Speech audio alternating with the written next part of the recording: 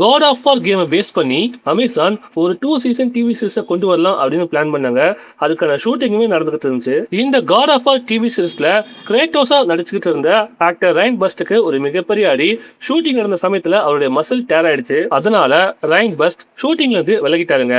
So Amazon இந்த TV சீரிஸை உடனடியாக கொண்டு வந்தாகணும் அப்படிங்கிறதுக்காக ரீகாஸ்ட் பண்ணலாம் அப்படின்னு பிளான் பண்ணாங்க. இந்த ரீகாஸ்டிங்ல பெருசா அடிப்பட்ட பேர் யாருன்னா டேவ் பட்டிஸ்டா தான். ஆனா இப்போ டேவ் பட்டிஸ்டா ரொம்ப ஒல்லியாயிட்டாரு, முன்ன மாதிரி கட்டுமஸ்தா இல்ல. அதனால அவரை கேஸ்ட் பண்ண மாட்டாங்க அப்படின்னு நினைச்ச சமயத்துல ஒரு மிகப்பெரிய ட்விஸ்டா டேவ் பட்டிஸ்டாவை Amazon God of War TV சீரிஸ்ல கிரேட்டோஸா கேஸ்ட் பண்ணிட்டதா வெரைட்டி அபிஷியலா ஒரு அப்டேட் கொடுத்திருக்காங்க. இந்த காஸ்டிங்கான காரணமா என்ன சொல்றாங்கன்னா, இந்த ரோலுக்கு நிறைய ஆக்டர்ஸ் சூட்டபிளா இருந்தாலும் டேவ் பட்டிஸ்டா ஒரு அக்காம்ப்ளிஷ்ட் ஆக்டர்.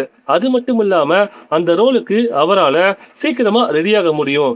அதனாலதான் இந்த கேஸ்டிங்கை பண்ணிருக்கோம் அப்படின்னு அதே ரிப்போர்ட்ல சொல்லியிருக்காங்க. ரைன் பஸ்டோட கேஸ்டிங் நிறைய பேருக்கு பிடிக்கலங்க. இன்ஃபேக்ட் ஃபர்ஸ்ட் லுக்கையே நிறைய பேர் ட்ரோல் பண்ணாங்க. அப்படிங்கிறப்போ டேவ் பட்டிஸ்டாவோட கேஸ்டிங் ஒரு பெர்ஃபெக்ட் சாய்ஸா இருக்கும் தான் நினைக்கிறேன். சோ நீங்க சொல்லுங்க, இந்த காஸ்டிங்கை பத்தின உங்களோட தாட்ஸ் என்ன? மறக்காம கமெண்ட்ல சொல்லுங்க. Good day.